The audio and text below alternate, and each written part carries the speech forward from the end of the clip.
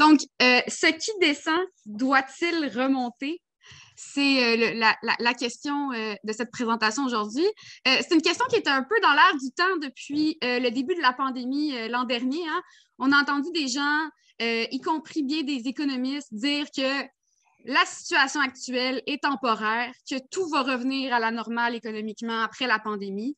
On a entendu cette espèce de pensée magique circuler un peu comme une cassette que oui, l'économie a sombré, mais vous savez comment c'est. Après la pluie revient le beau temps.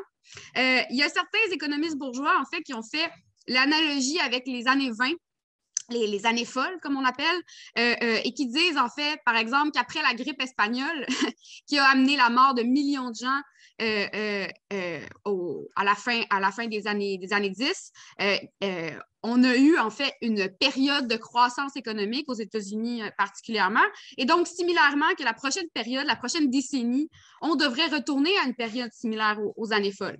Cette espèce de pensée magique-là qui relève généralement plus d'un souhait que d'une vraie analyse. En fait, c'est ce qu'on a entendu notamment au sommet de Davos il n'y a pas si longtemps, au début de l'année. En fait, il y avait notamment le PDG de Barclays qui avait sorti cette analogie-là.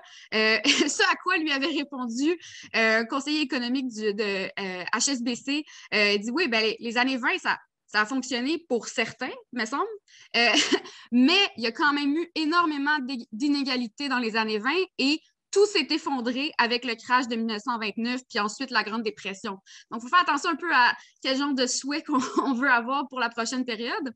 Mais bon, c'est vrai qu'actuellement, quand on regarde l'économie, effectivement, on connaît une reprise économique.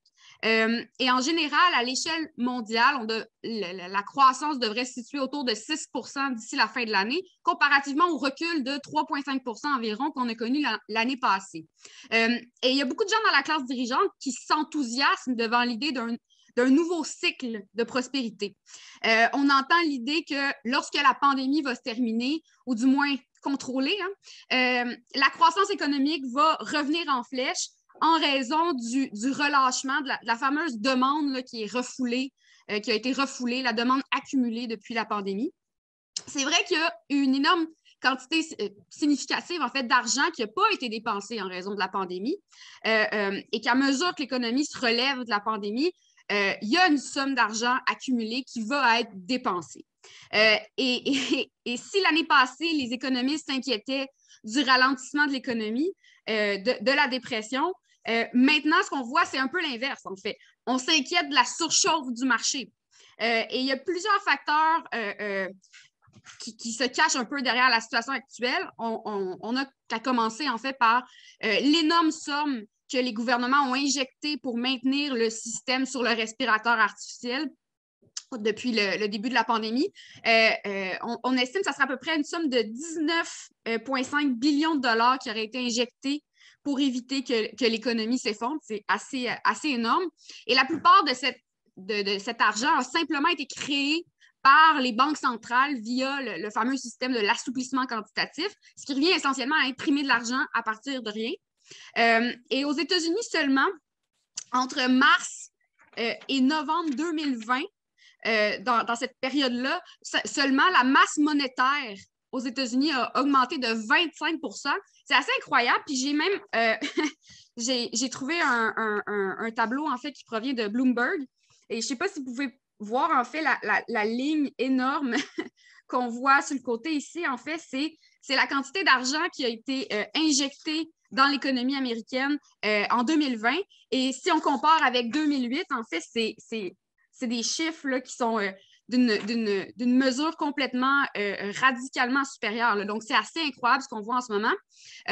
Et par ailleurs, on voit aussi, évidemment, des obstacles importants dans l'offre de marchandises actuellement en raison de plusieurs facteurs. Donc, premièrement, il y a eu une destruction de la production.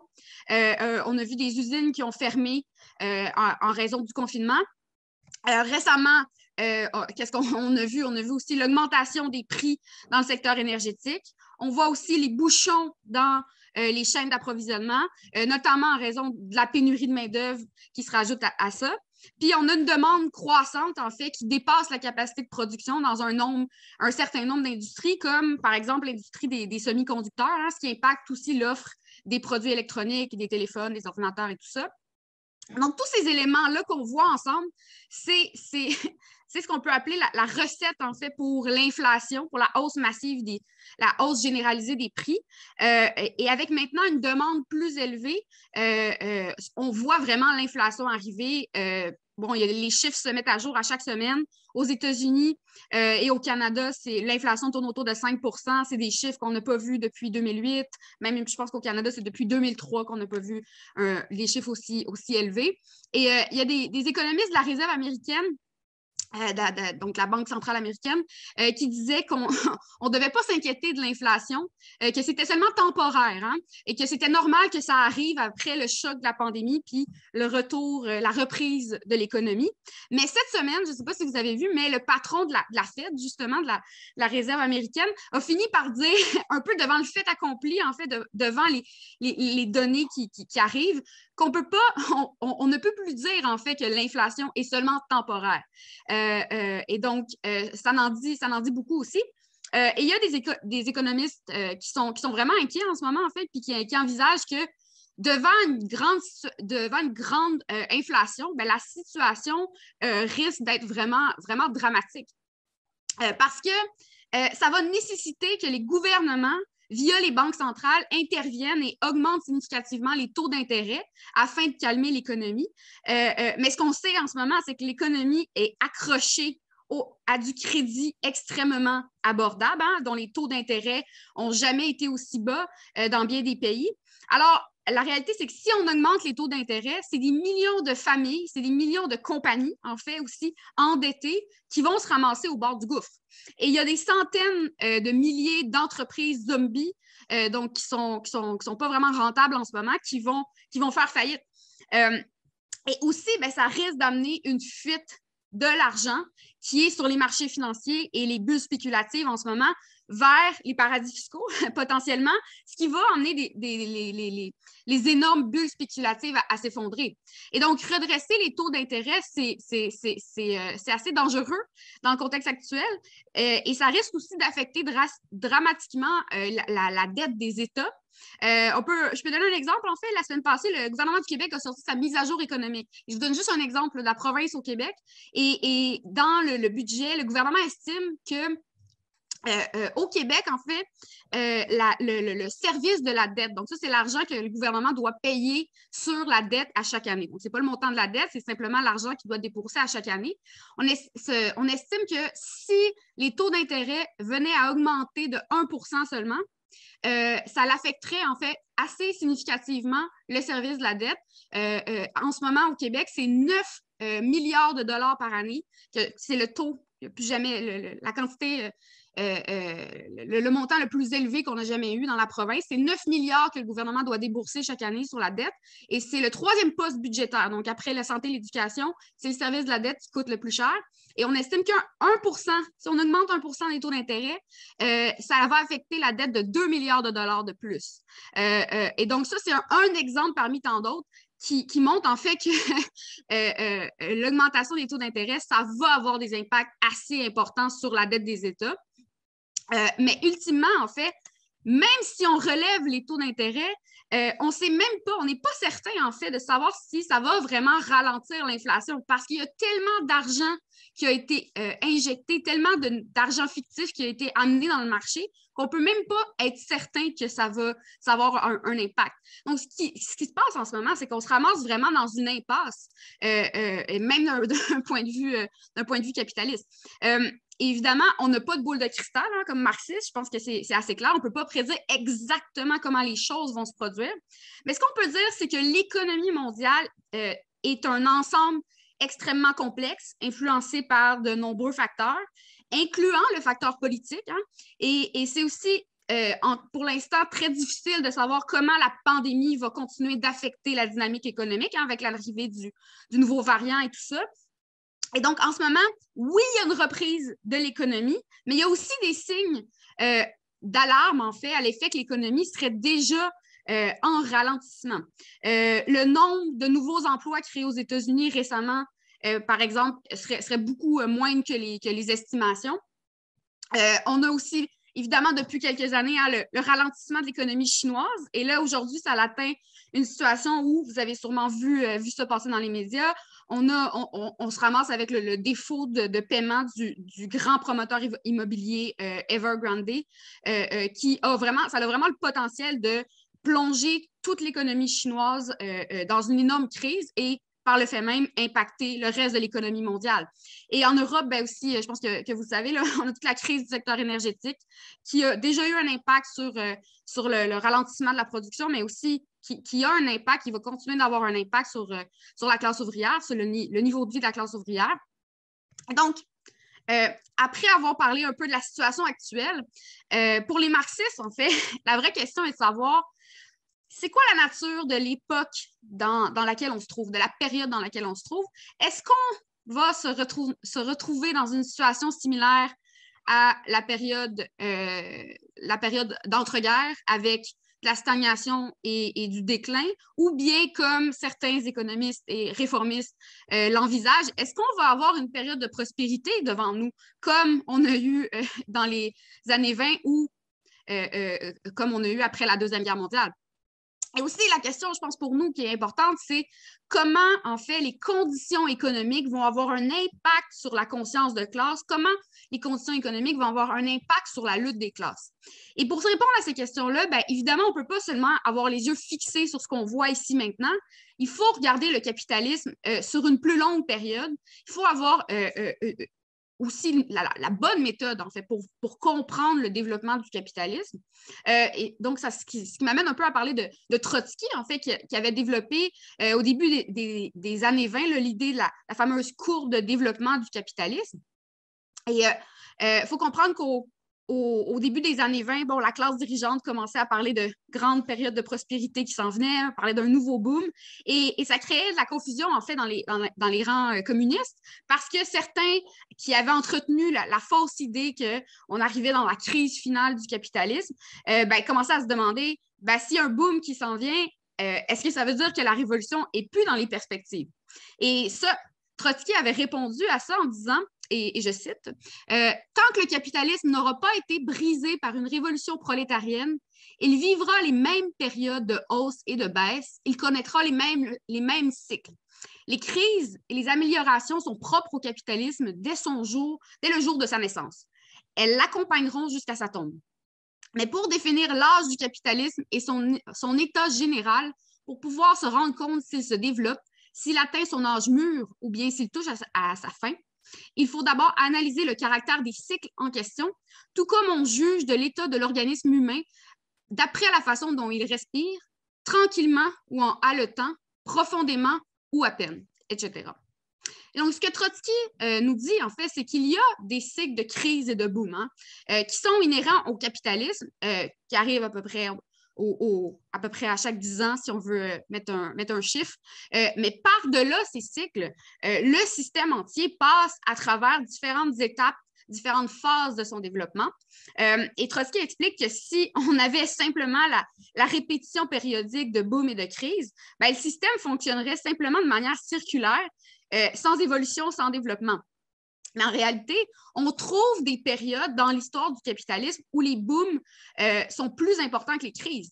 Ce qui fait que la courbe de développement est généralement en ascension, ce qui correspond aux périodes où les forces productives se sont grandement développées, avec plus d'industrie, une augmentation de la productivité du travail. Mais de l'autre côté, en fait, si on se retrouve dans une période où les booms et les crises s'équilibrent, on se retrouve dans une période de stagnation. Et enfin, lorsque les crises sont plus importantes et plus dévastatrices que ce qu'apportent les booms, on voit que la courbe, en fait, va en déclinant. Et Trotsky expliquait que ces développements allaient se refléter dans la montée et la chute des différentes formations politiques. Et plus généralement, en fait, ces courbes allaient affecter aussi les aspects plus superstructurels du capitalisme, donc la politique, la culture, les institutions, la philosophie. Mais évidemment, Trotsky insistait sur le fait que la relation entre l'économie et la politique est très complexe, c'est pas rigide, c'est pas linéaire, c'est pas mécanique. Puis ça, c'était le point essentiel aussi qu'il essayait de faire dans la Troisième internationale au début des années 20. Malgré les temporaires boom et crises après la Première Guerre mondiale, l'économie était en train de transiter vers une nouvelle période de déclin, ce qui allait avoir un impact crucial sur la lutte des classes et les perspectives pour la Révolution mondiale. Et l'histoire va donner raison à Trotsky. Hein? On a vu le développement de la Révolution allemande, on a vu la Révolution chinoise de 1925-1927, on peut parler de la grève générale du Royaume-Uni en 1926, ensuite on a vu le crash boursier en 1929, la Grande Dépression dans les années 30, la montée du fascisme, la Révolution espagnole dans les années 30, on a vu des mouvements de grève aux États-Unis et ultimement, en fait, la classe ouvrière n'a pas pris le pouvoir dans aucun de ces pays, de ces exemples-là, mais ce n'est pas parce que les perspectives économiques étaient plus au rendez-vous, en fait. C'est plutôt en raison de la faillite de la direction de la classe ouvrière et aussi de l'impact néfaste du stalinisme sur la Troisième internationale. Et par ailleurs, l'idée de la courbe de développement du capitalisme, c'est aussi une réponse à la théorie, la fameuse théorie des longues vagues de Kondratiev, en fait, qui commençait à gagner en popularité au début des années 20 dans la Troisième internationale. Kondratiev, en fait, c'était un économiste soviétique. C'était ce qu'on peut appeler un compagnon de route de la Révolution, là, un des fameux professeurs rouges, qui n'était pas vraiment marxiste, au sens où il n'avait jamais vraiment assimilé la méthode dialectique. Et la théorie de Kondratiev, c'est l'idée, en fait, qu'en plus des booms et des crises cycliques, il existerait aussi des longs cycles, en fait, ce qu'il va appeler des vagues, des longues vagues de 50 ans. Bon, d'abord, peut-être mentionner, Trotsky ne remettait pas en question l'idée que quand on regarde l'histoire, effectivement, il y a des périodes distinctes.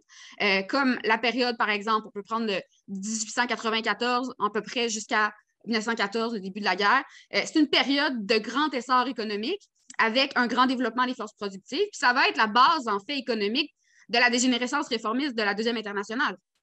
Puis ensuite, à partir de 1915 jusqu'à peu près 1939, ben, on a vraiment une période de déclin, de dépression, ce qui s'est reflété dans une période politique extrêmement turbulente avec des révolutions, des guerres, contre-révolutions.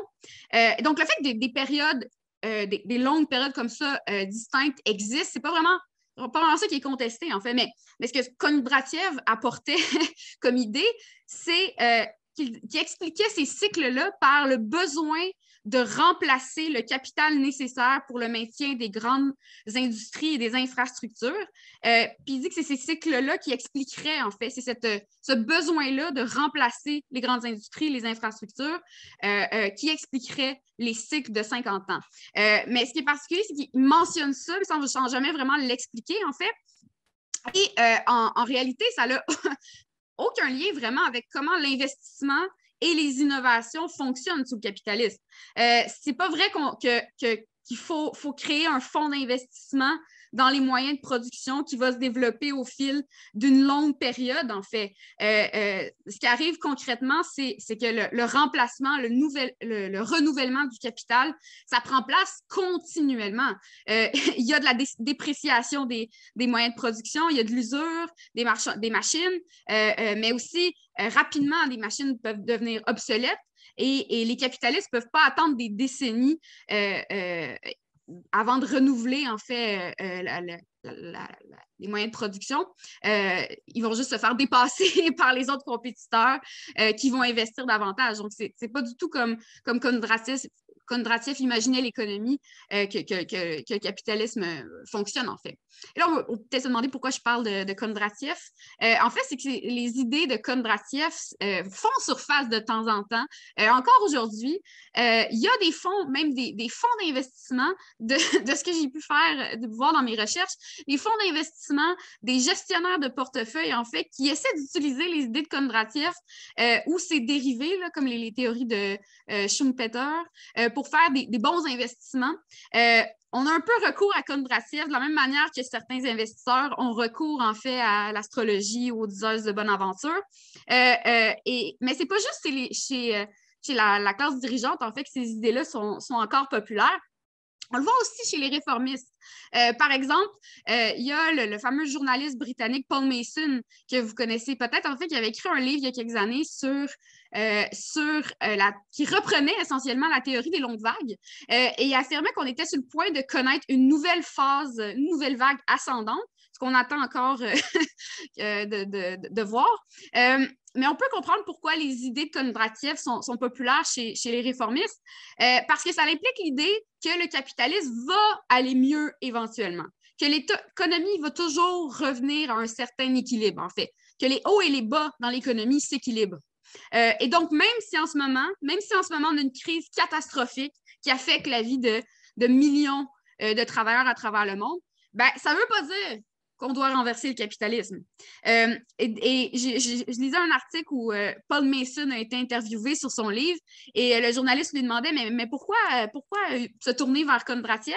Et sa réponse, assez significative, il dit « Je pense que nous avons besoin de théories qui ont une vision plus grande que les cycles économiques, mais plus petite que la condamnation de l'ensemble du système. » Et donc, la conception cyclique du capitalisme, c'est une idée très rassurante pour ceux qui ne veulent pas renverser le capitalisme. Mais ce qui est vraiment intéressant quand on contraste, en fait, la méthode de Kondratiev avec la méthode de Trotsky, c'est assez intéressant de voir, en fait, la différence d'approche. Kondratiev a pris certaines données qui fitaient dans sa théorie, puis a négligé tout le reste, en fait, qui semblait pas fonctionner avec sa théorie. Puis c'est une méthode vraiment formaliste, et c'est essentiellement du réductionnisme économique. Hein. Il va finir par ramener les découvertes scientifiques, les guerres et beaucoup de phénomènes sociaux, en fait, à quel moment dans la vague l'économie est rendue de manière très mécanique.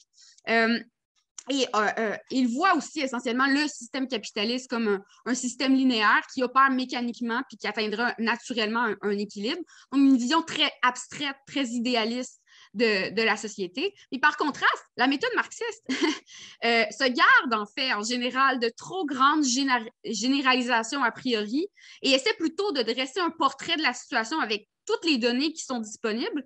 Puis ensuite, on cherche à comprendre les processus généraux qui sont à l'œuvre.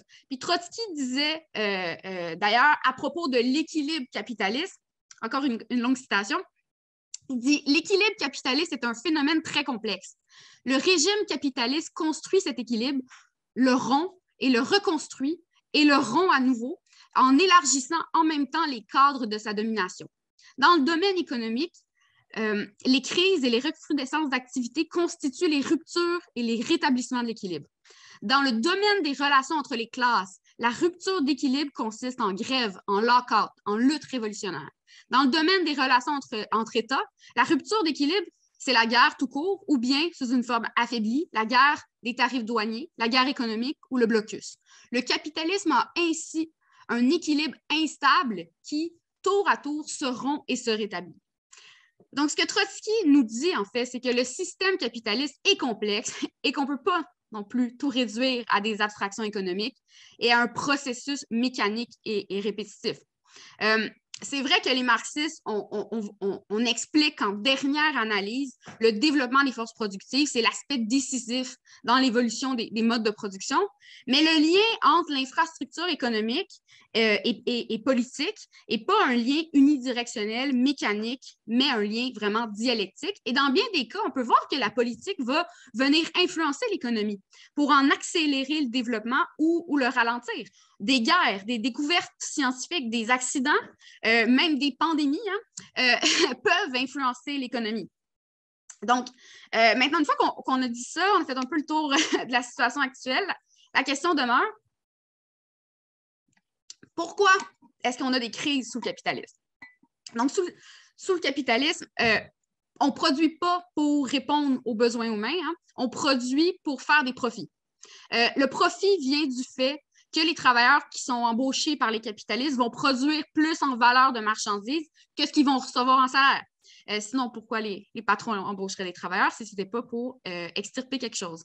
Donc, il y a toujours une portion de valeur que les travailleurs produisent qui leur est constamment volée, qui se ramasse dans les poches des patrons. Et si on extrapole cette situation-là à l'ensemble de la société, on se ramasse avec la contradiction suivante.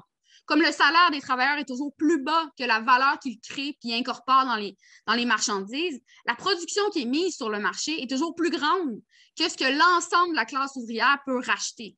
Il y a une surproduction de marchandises. Et c'est dans cette contradiction-là, en fait, que se trouve la source des crises économiques. Et si on regarde un peu l'histoire du 20e siècle, Lénine nous expliquait qu'au tournant du 20e siècle environ, le capitalisme entrait dans sa phase descendante, sa phase agonisante. Et ça s'expliquait par le fait que le marché mondial atteignait de plus en plus ses limites. La production et les capacités productives devenaient trop grandes pour ce que le marché peut absorber. Et donc, on est arrivé à un point de non-retour avec la Grande Dépression des années 30. C'est un peu le moment où l'élastique de la surproduction a éclaté et les contradictions du système ont refait surface, vont exploser. Et la solution, je mets solution entre guillemets, là, qui a permis en fait de sortir de la crise des années 30, ça n'a pas été le New Deal, le programme de relance de Roosevelt comme on l'imagine aujourd'hui, ça n'a pas été le keynésianisme en fait. Parce que oui, on a vu un certain regain durant la décennie, durant les années 30, mais la tendance générale, c'était au déclin, avec du chômage massif et des taux d'intérêt très, très faibles, et ça même jusqu'au seuil de la Deuxième Guerre mondiale. Donc, c'est vraiment la Deuxième Guerre mondiale, en détruisant des pays et en tuant des millions de gens qui nous a sortis de la crise, en fait, parce qu'on a détruit la surproduction accumulée et une grande partie des forces productives. Et ça a préparé le terrain pour le gigantesque boom historique des 30 Glorieuses. Mais si on revient un peu à ce que Trotsky nous expliquait, un peu la dialectique entre la politique et l'économie, il ne faut pas oublier en fait que le boom n'avait pas strictement des causes économiques, en fait, parce que ça a aussi été rendu possible par le rôle qu'ont joué les réformistes et les staliniens à la fin de la guerre, en fait, qui ont balayé, si on veut, le potentiel de la vague révolutionnaire qu'on va voir en Europe. Et ailleurs à la fin de la guerre, ce qui a créé les conditions politiques pour la stabilisation du capitalisme. Et donc, on voit ici, ça n'a rien à voir avec des longues vagues ou quelque chose comme ça. Et comme Ted Grant va l'expliquer à l'époque, le boom d'après-guerre, ça a été rendu possible par une multitude de facteurs. Un facteur important, ça va être l'augmentation massive du commerce mondial. Et cette période exceptionnelle va être marquée dans les pays capitalistes par des réformes, un grand filet social, un faible taux de chômage.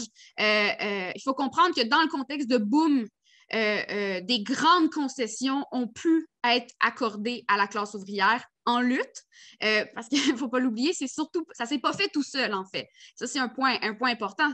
Ça a pris des avancées importantes dans la lutte des classes pour que les capitalistes fassent des concessions à la classe ouvrière. Donc, cette période de boom d'après-guerre, les 30 Glorieuses, ça va énormément former la conscience d'une grande partie de la classe ouvrière qui se sont mis à penser que le capitalisme pouvait fonctionner pour eux, en fait. Le réformisme semblait fonctionner. Mais comme Ted Grant l'avait déjà pointé, cette période de boom ne pouvait pas durer éternellement. Et la surproduction qui est inhérente au système capitaliste, tôt ou tard, allait amener la crise de surproduction à refaire surface. Et c'est ce qu'on va voir à partir de la moitié des années 70. Et on verra alors que pour ramener les niveaux de profit d'avant, en fait, les capitalistes vont forcer des attaques massives sur la classe ouvrière, des attaques sur les syndicats, sur les salaires, sur les conditions de vie. Puis en même temps, je pense que vous le savez, là, pour surmonter la crise de production, on va voir l'extension massive du crédit à partir des années 80, 90, ce qui va permettre aux capitalistes de surmonter momentanément ces contradictions. Mais qui dit crédit dit dette. Et éventuellement, l'accumulation massive de dette va devenir une barrière encore plus grande au développement de l'économie, puisqu'on va voir en 2008, où est-ce que finalement, on a simplement repoussé la crise depuis les années 80 et éventuellement, la crise s'est exprimée à un niveau encore plus important, un niveau supérieur en 2008. Et depuis ce temps-là, ce qu'on a vu, en fait, c'est que le système est plus ou moins en stagnation, en fait. On a vu différents hauts et bas dans l'économie depuis 2008, mais en général, les taux de croissance ont oscillé autour de 2 dans les pays capitalistes avancés et la productivité a stagné, voire même décliné, en fait, dans certains endroits. Mais en même temps, ce qu'on peut voir aussi, c'est que les niveaux de dette des gouvernements, des travailleurs et des entreprises ont continué de grimper énormément. Et avec ça, on a vu les conflits entre les nations augmenter et évidemment avec les avancées du protectionnisme également. Et la pandémie a vraiment servi d'accélérateur pour la crise, en fait, et a grandement ramené à la surface les contradictions du capitalisme. Maintenant, si on revient un peu à ce que Trotsky disait, quand on regarde la courbe de développement du capitalisme jusqu'à aujourd'hui, quand on regarde la situation mondiale, je pense qu'on peut dire que le système en entier est profondément malade.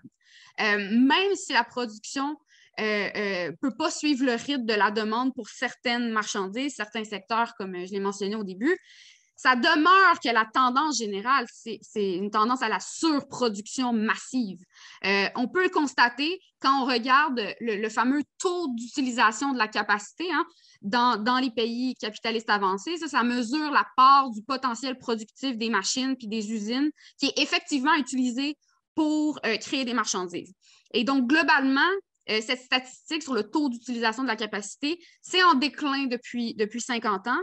Par exemple, aux États-Unis, l'utilisation de la capacité dépassait régulièrement 85 % dans les années 70, mais lors de la dernière grande crise, ça a chuté à près de 65 %. Et ce chiffre-là n'a pas été en mesure de grimper massivement depuis ce temps-là. Puis aujourd'hui, on estime que c'est entre 20 et 25 % de la machinerie qui reste, du potentiel, en fait, de l'industrie de la machinerie qui n'est pas utilisée aux États-Unis. Puis on retrouve des statistiques assez similaires pour l'Europe, le Canada. Et une autre illustration assez importante de la crise de surproduction, c'est l'accumulation colossale d'argent mort par les entreprises. De l'argent mort, en fait, c'est de l'argent qui dort dans les coffres des grandes entreprises, qui n'est pas utilisé pour être réinvesti dans la production. Déjà, en 2012, je trouve toujours cette anecdote assez cocasse et révélateur. Le gouverneur de la Banque du Canada, Mark Carney, que vous connaissez peut-être parce qu'ensuite il est devenu gouverneur de la Banque d'Angleterre, s'était plaint, en fait, de la paresse des entreprises qui étaient assis sur des sommes gargantuesques d'argent et qui ne voulaient pas risquer d'investir dans la production. Et aujourd'hui, au Canada seulement, la somme d'argent mort dans les coffres des entreprises canadiennes, ça atteint plus de 1 500 milliards de dollars. Et donc, on retrouve aussi des statistiques un peu similaires dans d'autres pays. Donc, quand les gouvernements nous disent qu'il n'y a pas d'argent pour la santé, pas d'argent pour l'éducation, qu'on n'a pas d'argent pour répondre aux besoins de la population, tournez-vous vers l'argent qui dort dans les coffres des grandes entreprises. Vous allez voir qu'il y en a suffisamment de richesses dans notre société. Et en fait, ce qui arrive, c'est que les entreprises préfèrent empiler l'argent qu'investir. Pourquoi dépenser dans la production quand on produit déjà trop pour ce que le marché peut absorber? Et en fait, ce qu'on devrait voir dans les prochaines années, c'est une continuation de ce qu'on a vu depuis 2008, c'est-à-dire des très bas taux d'investissement dans l'économie, malgré qu'on a eu des taux d'intérêt qui n'ont jamais été aussi bas. Mais l'investissement, c'est quoi? C'est le moteur de la croissance ou le capitalisme. Et donc, ici, ça nous montre vraiment que le système est malade et qu'on n'est pas du tout dans des conditions pour une reprise importante de l'économie, comme on a eu après la Deuxième Guerre mondiale. On est vraiment plutôt dans des conditions de sénilité du capitalisme, si vous me permettez l'analogie. Et donc, même si le système fait l'expérience d'une reprise après la pandémie, on ne peut pas s'attendre à ce que ça dure, en fait. Oui, le système va continuer d'avoir des hauts et des bas, mais on ne reviendra pas, et là, c'est important de le rappeler, on ne reviendra pas à la période du boom d'après-guerre, puis il n'y aura pas de vague de Kondratiev qui va sauver l'économie. Et aussi un point central sur lequel Trotsky insistait, et je cite, il dit « Chaque effort de la bourgeoisie tendant à rétablir l'équilibre de la production, de la distribution, des finances d'État, compromet fatalement l'équilibre instable des classes. » Autrement dit, en voulant rééquilibrer l'économie, la classe dirigeante est amenée à déstabiliser l'équilibre social. Donc, déjà, on le voit, en fait, les gouvernements ont commencé à placer la responsabilité de la pandémie sur les épaules des travailleurs. Là, on voit des patrons qui cherchent à s'attaquer au salaire et on voit évidemment l'inflation qui est déjà en train d'affecter les conditions de vie de milliers de travailleurs. Et tout ça, ça m'amène aussi à un point important. Trotsky insistait aussi sur le fait que ce n'est pas tant dans une telle phase particulière, en fait, d'un cycle économique, donc soit période de boom, de crise, qu'on voit les impacts de l'économie sur la société et la politique. C'est plutôt dans les changements, dans les transitions entre périodes, en fait, qu'on tend à voir les plus grands tumultes dans la lutte des classes. C'est quand on passe d'une condition où ça va plus ou moins bien, et là, soudainement, on perd notre emploi. Soudainement, il y a de l'austérité. Soudainement, les conditions changent, que bien souvent, on voit les changements dans la conscience de classe et dans la lutte des classes. Et donc, un point important, qu'il y ait une reprise de l'économie, ça ne doit pas être vu comme quelque chose de négatif pour les marxistes, hein. Parce qu'on n'est pas mécanique. Il n'y a pas d'équation aussi simple que crise économique égale lutte de classe. Crise économique égale mouvement de masse. Et regardez ce qu'on voit en ce moment. Il y a des attaques de la classe dirigeante envers la classe ouvrière et ça fait face à un ressac, en fait. On n'a qu'à penser au fameux mouvement au mois d'octobre, le Striketober aux États-Unis, là, où on a vu plus de 100 000 travailleurs qui ont voté pour des grèves dans le mois passé. Et il y a plein d'autres exemples, en fait. On voit un regain, en fait, de la combativité syndicale et de la classe ouvrière. En fait, ce qu'on peut voir, c'est que la classe ouvrière se relève tranquillement, pas vite, de la pandémie, relève la tête après la pandémie. Elle a fait des sacrifices. Elle a vu aussi que les patrons s'en sont mis plein les poches dans bien des endroits. Et là, maintenant, l'économie reprend, puis on se dit, c'est plus le temps de subir des attaques, c'est le temps de demander notre part du gâteau, nous aussi. Donc, je pense que c'est important de voir, en fait, comment le changement de situation, comment la reprise de l'économie peut affecter positivement aussi la lutte des classes. Donc, on ne peut pas avoir une vision un peu mécanique, mais surtout accélérationniste, là, comme on entend des fois de la lutte, en fait. Ceci dit, ultimement, je pense que le point central qu'on doit retenir, c'est qu'avec la crise qui va se prolonger dans les prochaines années, on est entré dans une période de turbulence politique, d'intensification de la lutte des classes. Ce que je vous dis là, ce n'est pas vraiment nouveau, en fait, parce qu'on est déjà passé au travers d'une décennie de crise, d'austérité, et ça a amené à une polarisation importante et une radicalisation importante avec une montée de mouvements révolutionnaires dans plein de pays. Des fois, j'ai de la misère à suivre le rythme des nouveaux mouvements qui éclatent à chaque mois. Et on voit la jeunesse s'activer. Hein? Peut-être qu'il y a des gens qui nous écoutent aujourd'hui qui font partie de cette fameuse catégorie de gens qui n'ont connu depuis leur naissance que de l'austérité, qu'une période de crise, en fait. Et ça, ce qu'on voit, c'est que ça a un impact. La jeunesse s'active de plus en plus et on voit le marxisme, on voit le socialisme gagner en popularité à travers ça. Et donc, pour conclure un peu, c'est important de se souvenir ce que Lénine et Trotsky nous disaient. Ils insistaient sur le fait qu'il n'y a pas de crise finale du capitalisme. Tant que le système ne sera pas consciemment renversé par la classe ouvrière, le capitalisme va toujours trouver une façon de se surmonter, de reconnaître des regains après des crises. Mais la question fondamentale, c'est à quel prix ça va se faire? Qui va payer pour ces crises-là? Qui va payer pour la décadence du système? Le système peut continuer de vivre, mais laisser du chômage massif, laisser des inégalités, de la pauvreté, puis aussi avec ça, la décadence sociale, une dépression générale. En ce moment, avec les blocages dans les chaînes de distribution, avec l'inflation, avec la baisse du pouvoir d'achat de la classe ouvrière, avec les dettes gigantesques des gouvernements, avec le chaos sur les marchés, avec la gestion complètement criminelle de la pandémie par les gouvernements capitalistes. Je pense que l'anarchie du marché capitaliste, basée sur les profits et non les besoins, n'a jamais été autant exposée, aussi clairement exposée sur la place publique, en fait. Et avec ça, ben, la nécessité de dépasser cette anarchie-là, de dépasser la propriété privée, la nécessité d'une économie socialiste planifiée n'a jamais été autant claire, je pense. Et dans les prochaines années, on va voir, en fait, avec l'intensification de la lutte, on va voir des travailleurs qui vont être forcés par la crise d'entrer en lutte et de se confronter aux limites que leur imposent les directions réformistes du mouvement ouvrier. Et ce qu'on devrait voir, en fait, c'est que les travailleurs vont tester ces directions réformistes. Et au travers de la lutte, la classe ouvrière va cheminer et va parvenir éventuellement à la conclusion que le capitalisme n'a rien à lui offrir et les illusions réformistes vont commencer à s'effriter, en fait.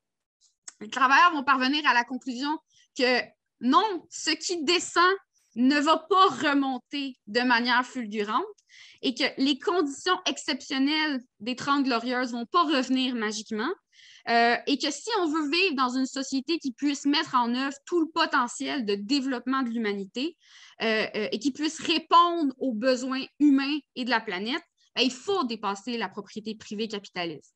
Et donc, je pense que les conditions se préparent en fait pour des mouvements révolutionnaires dans tous les pays.